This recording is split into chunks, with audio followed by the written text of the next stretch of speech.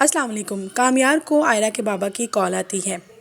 जब वो ऑफ़िस के लिए अपनी गाड़ी लेके निकल रहा होता है, उसके बाबा की कॉल आती है और वो उसको साफ अल्फाजों में कह देते हैं कि मुझे तुम्हारे और आयरा के रिश्ते में किसी किस्म का भी कोई इख्तिलाफ़ात नहीं है। तुम इस तरह करो तो अब कल ही अपनी फ़ैमिली को लेकर आओ हमारे घर रिश्ते के लिए।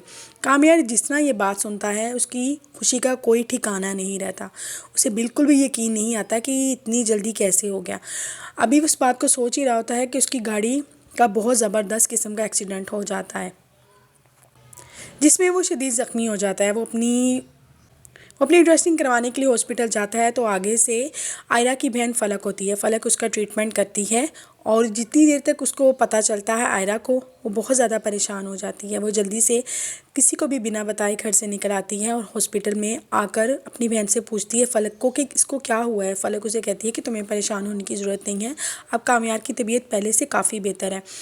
वो फ़लक से कामयार के रूम का नंबर पूछकर उसके रूम में चली जाती है। वो जिस तरह कामयार को बेड पे पड़े हुए देखती है, उसकी आंखों में आंसू आ जाते हैं। वो रोना स्टार्ट हो जाती है। कामयार उसे कहता है कि तुम इतने खुशी के मौके पर इस तरह क्यों रो रही हो। वो कहती है कि तुम बेड पे लेटे हुए, तुम्हारा एक्सीडेंट हुआ है और तुम्हें ये खुशी का मौका लग रहा है।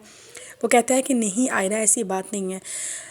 क्या तुम्हें तुम्हारे बाबा ने नहीं बताया कि वो हमारे रिश्ते के लिए राज़ी हो गए हैं। आयरा को बिल्कुल भी यकीन नहीं आता। वो कहती है कि नहीं, मेरे बाबा तो तुम्हें पसंद ही नहीं करते और मेरे बाबा कभी भी इस रिश्ते के लिए राज़ी नहीं होंगे। एटलीस्ट उन्होंने तो मुझे यहाँ तक कह दिया कि तुम्हारी मैं खुरम के अलावा किसी के साथ भी शादी नहीं करूँगा। कामयार कहता है नहीं आयरा, ऐसी बात नहीं है, मेरे एक्सीडेंट की वजह भी यही है। मैं गाड़ी ड्राइव कर रहा था जब तुम्हारे बाबा की कॉल आई है, इस तरह कि उन्होंने मुझे बोला है कि मैं रिश्ता लेके कल ही तुम्हारे घर आ जाऊं।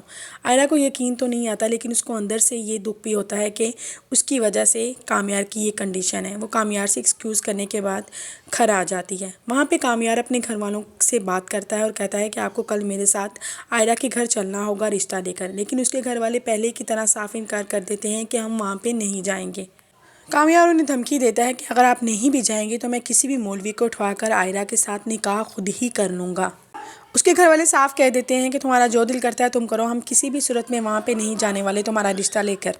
वो अपनी दादी से प्यार लेता है और वहाँ से निकल जाता है। वो वहाँ से एक मौलवी को पकड़ता है और आयरा के घर की तरफ निकल जाता है, जहाँ पर उसके भाई आगे से दरवाज़ा खोलता है। वो कहता है कामयार, ये तुम्हारे साथ कौन है। वो कहता है तुम्हें नज़र नहीं आ रहा है, ये मौलवी साहब हैं, साइड से बात, मैं यहाँ पर निकाह करने के लिए आया हूँ आयरा के साथ। उसका भाई कहता है तुम्हारा दिमाग ठीक है। वो कहता है तुम रास्ता हटो ताकि मैं अंदर जाऊं। उसके जाने से पहले ही आयरा का भाई सबको सब कुछ बता चुका होता है कि इस तरह कामयार आप ही के साथ शादी करने के लिए आ रहा है। उसके घर वाले बहुत ज़्यादा परेशान हो जाते हैं कि ये क्या हरकत है। वो कह रहा है कि अपने साथ वो मौलवी को भी लाया है। आयरा का बाप उसे कहता है कि तुम कामयार पागल हो गए, तुम अगले दिन ही मौलवी को उठा के लिए। उसने आगे से जवाब दिया, अंकल कल आपने तो मुझे बोला था कि मैं रिश्ता लेके आ जाऊँ। कहती हैं कि मैंने तुम्हें कहा तो था रिश्ता लेकर आओ, लेकिन इस तरह तो रिश्ते नहीं दिए जाते ना, इसके लिए भी कुछ असूल होते हैं। तुम इस तरह करो, जाओ और अपनी फैमिली को लेकर आओ ताकि फिर हम तुम्हारे रिश्ते की बात कर सकें।